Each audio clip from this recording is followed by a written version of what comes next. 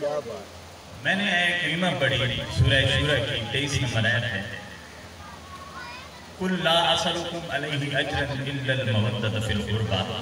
اس سے اگلا حصہ میں نے پڑھا وَمَنْ يَقْتَرِفْ حَسَنَةً نَزِدْ لَهُ فِيهَا حُسْنًا إِنَّ اللَّهَ غَفُورٌ شَكُورٌ. سادہ سا اس کا معنی ہے وَمَنْ يَقْتَرِفْ حَسَنَةً، جو نیکی کی طرف بڑھتا ہے نزد لہو فیہا حسنا، ہم اس کی نیکی کو اور عمدہ بنا دیتے ہیں. ان اللہ غفور الرحیم، بے شک وہ اللہ غفور شکور، بخشنے والا بھی ہے اور قدردان بھی، بخشنے والا بھی ہے اور قدردان بھی ہے. یہ اس کا عام سا ترجمہ تھا جو میں نے آپ کے سامنے کیا، مگر اس کا ایک خاص ترجمہ ہے جسے شیخ زادہ نے حاشیہ رضاوی اور علامہ محمود آلوسی نے روح المعانی میں اور دیگر حضرت امام جلال الدین سیوطی نے تفسیر جلالین میں اور بہت ساری کتب میں یہ جو معنی آیا ہے میں آپ کو بیان کر رہا ہوں، وہ ایک خاص معنی ہے، وہ ایک خاص معنی ہے. حسنہ کا معنی نیکی ہوتا ہے، بنیادی معنی کیا ہے؟ نیکی. اور حسن کا معنی ہوتا ہے حسین، عمدہ، بہتر، بہترین. اب اسے نیکی کو درمیان سے نکال دیں. اب معنی کریں، اصل معنی، اصل لفظ میں معنی کرتے ہیں وَمَنْ يَقْتَرِفْ حَسَنَةً، جو حسنہ کماتا ہے، حسنہ کے نزدیک ہو جاتا ہے، نزد لہو فیہا حسنا، اس کی حسنہ کو ہم مزید حسین بنا دیتے ہیں، اس کی حسنہ کو ہم مزید حسین بنا دیتے ہیں. کیوں؟ ان اللہ غفور شکور، وہ بخشنے والا بھی ہے، وہ جو حسنہ میں اور حسن پیدا کر دیتا ہے اسے حسین بنا دیتا ہے. کیسے؟ بخش کر اور اس بخشنے والے کے اس عمل کی قدر کر کے. قدردان ہے وہ، کیا ہے؟ قدردان. اب اس حسنہ کا معنی عام ہے نیکی، کیا ہے؟ نیکی اور بھلائی.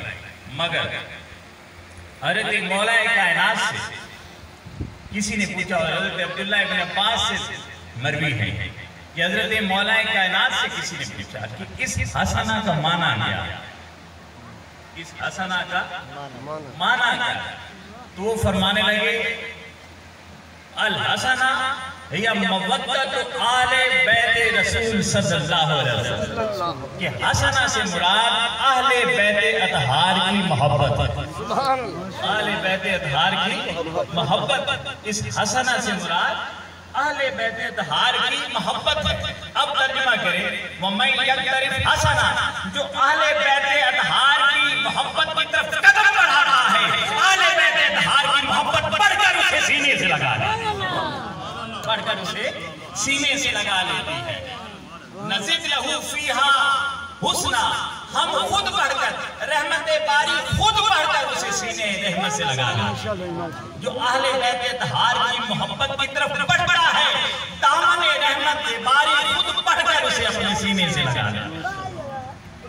ان اللہ غفور شکور، بے شک اللہ بخشنے والا بھی ہے اور قدردان بھی ہے. کیسے بخشنے والا یہ ہے کہ بندہ اہل بیت کی محبت سے دور تھا، جب اس کے دل میں اہل بیت اطہار کی محبت پیدا ہوگی، بڑھ گئی، جاگزی ہوگی، اس نے مقام بنا لیا، تو اللہ نے پچھلے سارے گناہ اس کے معاف کر دی، پچھلی ساری خطائیں اس کی معاف کر دی. اور شکور کیسے ہے؟ اب وہ قدر کرتا ہے اور آئندہ گناہ کرنے کی طاقت ہی سلب کر دیتا ہے، گناہ کرنے کی طاقت ہی سلب کر دیتا ہے. کیوں؟ کہ اب وہ بظاہر دائرہ دامن رحمت کبریاء میں ہے، حقیقت میں سایہ رحمت حسنین کریمین میں آ گیا ہے. تو جب وہ ان اچھوں کا قرب پا لیتا ہے تو رب اس قرب کا حیا کرتا ہے اور آئندہ اس سے گناہوں کی طاقت بھی سلب کر لیتا ہے. اب وہ گناہ کرنے کی صلاحیت اس میں نہیں رہتی، غفور شکور ہو جاتا ہے، پچھلے گناہ مٹا دیتا ہے اور اگلوں کے لیے اللہ رب العزت اس سے وہ طاقت ہی چھین لیتا ہے جس سے سے گناہ کرے۔ اب سادہ زمانہ آپ نے سمجھ لیا، اسے بہت ساری تفصیلات تھی، لیکن وقت کی تنگی کے پیش نظر میں ایسے مختصر جا رہا ہوں۔ اب اللہ رب العزت نے فرمایا کہ جو اہل بیت اطہار کی محبت کی طرف بڑھتا ہے اور ان کی محبت کما لیتا ہے، ہم اس محبت کو اور حسین کر دیتے ہیں، ہم اس قرب میں اور حسن پیدا کر دیتے ہیں اور اس کے لیے غفور و شکور بن جاتے ہیں۔ اب ایک بات جو میں آپ سے کہہ رہا تھا کہ بالکل آپ کی نئی بات آپ کے لیے ہوگی اور ایک نئی تاثیر دے گی۔ اب ذرا پڑھیں قرآن کریم کی سورہ بقرہ میں ایک دعا جو ہم ہر وقت مانگتے ہیں، ایک دعا ہے جو ہم ہر وقت مانگتے ہیں۔ کون سی دعا ہے؟ اور یہ رسول کائنات کی بھی پسندیدہ دعا ہے۔ وہ کون سی دعا ہے؟ ہر نماز کے بعد آپ مانگتے ہیں۔ بڑی عام سی دعا ہے، ربنا آتنا فی الدنیا حسنۃ وفی الآخرۃ حسنۃ وقنا عذاب النار۔ اب اے اللہ ہمیں دنیا کی بھی حسنہ عطا فرما، آخرت کی بھی حسنہ عطا فرما اور ہمیں عذاب جہنم سے بچا لے۔ اب وہ جو ہم صبح و شام رب سے دعا مانگتے ہیں، مولا ہمیں دنیا کی بھی حسنہ عطا کر، آخرت کی بھی حسنہ عطا کر، بظاہر ہمارے ذہن میں ہوتا ہے کہ ہم رب سے مانگ رہے ہیں مولا ہمیں دنیا کی بھلائی بھی عطا کر اور آخرت کی بھلائی بھی عطا کر۔